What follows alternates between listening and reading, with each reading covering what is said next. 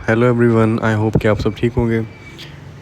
Today we are going to discuss some MCQs जो कि Pakistan study की प्री पार्टीशन की हिस्ट्री और कॉन्स्टिट्यूशनल हिस्ट्री से रिलेटेड क्वेश्चंस हैं। होपफुली आपके लिए ये हेल्पफुल रहेंगे for various one paper test और यूसीएस में भी जो पाकिस्तान स्टडी का पोर्शन है उसमें भी सवाल आ जाते हैं। ठीक है। Question number 1 is who presented objective resolution in the Constituent Assembly on 7th March 1949। तो 7th मार्च को 1949 में ऑब्जेक्टिव रेजोल्यूशन प्रेजेंट किया था लियाकत अली ख़ान ने। लियाकत अली ख़ान जो पाकिस्तान के पहले प्राइम मिनिस्टर भी बने थे। Question number second question is the report of basic principles committee was revised in. तो बेसिक प्रिंसिपल्स कमेटी ने एक रिपोर्ट बनाई थी जो कि रिवाइज़ हुई थी कौन से साल में, 1952 में। ये कॉन्स्टिट्यूशन से रिलेटेड कमिटीज़ बनती थी जो कि अपनी रिपोर्ट्स वगैरह बनाती थी। ठीक है। Next question is Pakistan first constituent assembly was created under the provisions of.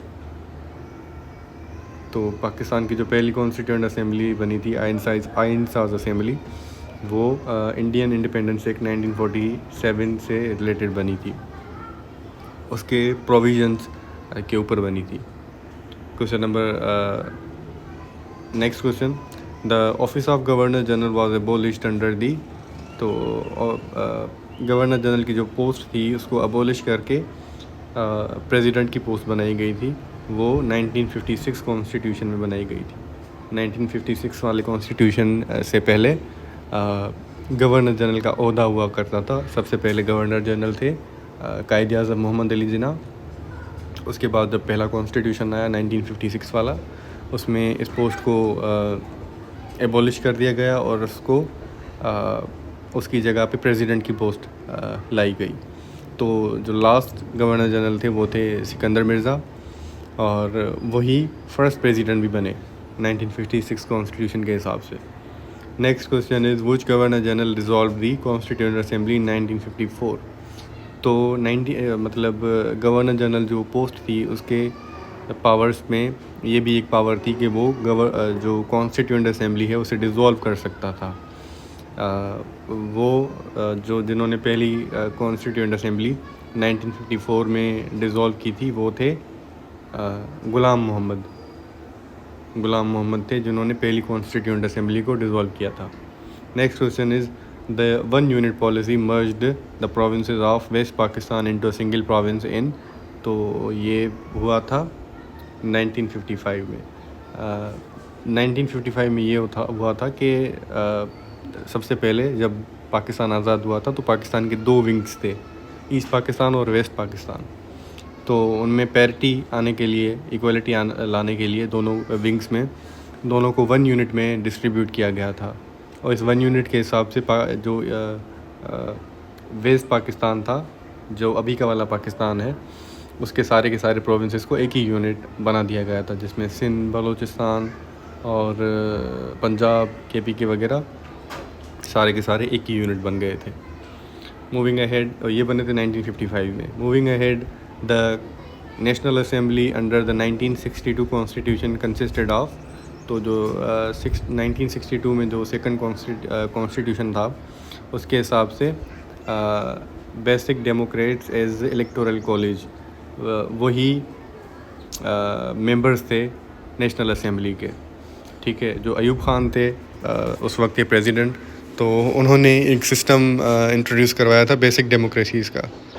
तकरीबन 80,000 कुछ लोग थे, मतलब बेसिक डेमोक्रेट्स, जो कि इलेक्ट किए गए थे। Next is Ayub Khan was elected president in 1965 against. तो ये फ़ातिमा जिन्ना जो कि कायद आज़म मोहम्मद अली जिन्ना की बहन थी, मादर मिलत भी कहा जाता है उनको। She was a dentist by profession, और वो अयूब ख़ान के अगेंस्ट उन्होंने इलेक्शन लड़ी थी, बट शी लॉस्ट, और अयूब ख़ान जीत गए थे 1965 इलेक्शंस। ठीक है। Next question is the legal framework order 1970 provided for a national assembly of. तो जो लीगल फ्रेमवर्क ऑर्डर था, क्योंकि 1969 में याह्या खान आ गए थे, तो लीगल फ्रेमवर्क भी इंट्रोड्यूस करवाया गया था उसमें 300 सीट्स थी नेशनल असेंबली की। Next question is which political party secured the majority of seats in the east Pakistan in 1970 elections. तो पाकिस्तान में इलेक्शंस हुए थे 1970 में। तो ईस्ट पाकिस्तान में अवामी लीग जो कि मुजीब रहमान की पार्टी थी, वही सीट्स मेजॉरिटी सीट्स जीत गई थी ईस्ट पाकिस्तान में। मूविंग अहेड, नेक्स्ट क्वेश्चन है हमारा, the interim constitution of 1972 restored which system of government. जो इंटरिम कॉन्स्टिट्यूशन था 1972 वाला, इसने पार्लियामेंट्री सिस्टम को इंट्रोड्यूस करवाया था। उसमें 1973 में कॉन्स्टिट्यूशन भी आ गया था जिसमें प्राइम मिनिस्टर को बहुत सारे पावर्स दिए गए थे और प्रेसिडेंट के जो पावर्स थे उनको कर्टेल किया गया था। Next question is the 1973 constitution came into force on. तो जो 1973 वाला थर्ड कॉन्स्टिट्यूशन था पाकिस्तान का, जो कि जुल्फ़िकार अली भुट्टो ने इंट्रोड्यूस करवाया था, ये कब इन्फोर्स हुआ था? ये हुआ था 14 अगस्त 1973 को। मूविंग अहेड, नेक्स्ट क्वेश्चन है हमारा, who was the president of Pakistan when the 1973 constitution came into force.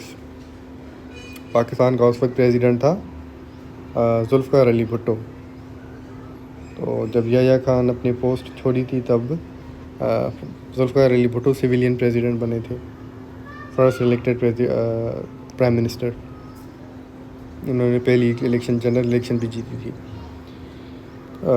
The senate of Pakistan was created under the, जो पाकिस्तान की सेनेट थी वो 1973 कॉन्स्टिट्यूशन के हिसाब से बनाई गई थी। Next question is the non party elections in Pakistan were held in. तो ये हुए थे 1985 में, नॉन पार्टी इलेक्शंस हुए थे जो कि ज़ियाउल हक ने करवाए थे, non party elections. Next question is the revival of constitution order RCO, it was issued in. तो ये कब इशू हुआ था? ये हुआ था 1981 में। ठीक है। Next question is which amendment validated most actions taken during Ziaul हक मार्शल लॉ। तो ये हुए थे 8th अमेंडमेंट, 8वीं तरमीम हुई थी 1973 कॉन्स्टिट्यूशन में, जिसमें आर्टिकल 58(2)B को इंट्रोड्यूस करवाया गया था और प्रेसिडेंट को तमाम ज़्यादा पावर्स दिए गए थे to dissolve assembly. Next question is the 8th amendment was passed in. तो ये पास हुई थी 1985 में, 8वीं तरमीम। Question number 15, next question, which constitutional amendment restored the parliamentary powers curtailed by the 8th amendment. तो ये 13th अमेंडमेंट थी जो कि नवाज़ शरीफ के दौर में इंट्रोड्यूस करवाई गई थी, और इसमें जो आर्टिकल 58(2)B था वो निकाला गया था